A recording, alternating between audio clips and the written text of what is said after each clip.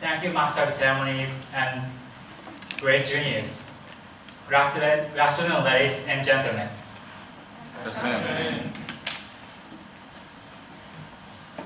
Please imagine you are going on a trip to your favorite country. Beautiful scenery, delicious foods, local events. All of them makes you feel happy and excited. Your heart keeps beating fast all day. This trip will certainly leave wonderful memories in your life. But on one occasion, you get lost. You try to get out of the situation by asking someone around you. However, they just ignore you or only say sorry and leave you. No one will help you. How will you feel? Your precious memories might change into a disappointing one. Then, I have a question.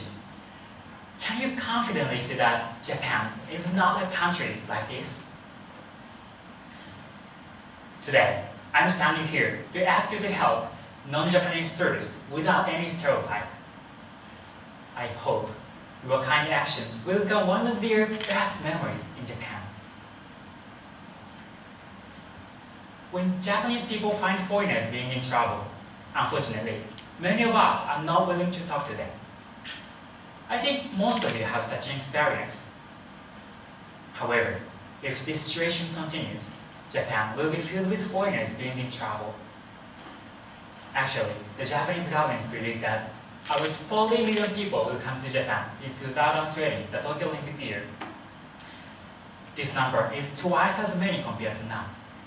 So, there is a high risk of many foreigners being disappointed by the Japanese people's cold welcome. The core reason why we are not willing to have foreigners comes from one wrong idea we have. That is, we have to have them perfectly. There are two types of perfect. Speaking English perfectly and explaining something perfectly to them. For example, I can't use correct English. Or what if foreigners ask me about a place where I don't know? Like this. These feelings make us hard to have them unconsciously. Then we decide not to approach the foreigners who seem to be in trouble.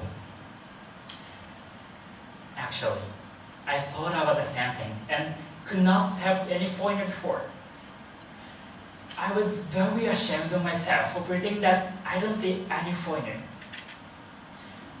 But one day, I found a foreigner being in trouble at a station. I never wanted to regret my decision again. So, mustering a little courage, I approached him and said, "May I help you?" with an awkward smile on my face. Then he answered, "Thank you. Where should I go to reach Ueno Station?" So I answered his question with a tense voice. "Ueno Station?" I said, "Well, please take Yamanote line. Please go to number 15. Then he said, "Oh cool, I'm saved by your kindness. Thank you very much." How proud I felt for his gratitude. How strong the feeling of achievement was, despite my poor knowledge and English skill. After this experience, I realized the importance of helping people and learned an important lesson. That is, the problem they have is much easier than I thought. In most cases, they just want to know the way to reach their destination by train or to buy a ticket. You may be surprised of how simple their concerns are. Actually, two factors make them be in these kind of troubles. So many subway lines and the lack of multilingual information on the signs. So it is very difficult to fight with these obstacles by only themselves. Therefore, I suggest you to say, "May I help you?" when you find foreigners who seem to be in trouble. Especially, please pay attention to those who are holding their smartphones or map in their hands and looking around for a while. If you can't answer correctly to that question, you can always search it by using your smartphones or ask other people like station employees about it in Japanese on behalf of them. Also, please don't forget to show your kind smile, to show your goodwill. Then, your voice will surely be a help. However, some of you may worry that your English ability is not enough to help them. Don't worry. Actually, language ability is not an essential factor to help them. Let me tell you another experience to show you the fact. At Shinjuku Station, I said, "May I help you?" to a group of Korean tourists. Then, they smiled a little without saying any word. Yes, they could not speak English at all. But they showed me a smartphone screen which displayed their destination in Romanized Japanese. So I was able to safely bring them to the point. All of them said "arigato" to me with shaking my hands. Everyone, please remember, the important thing is how sincerely we try to be helpful for them.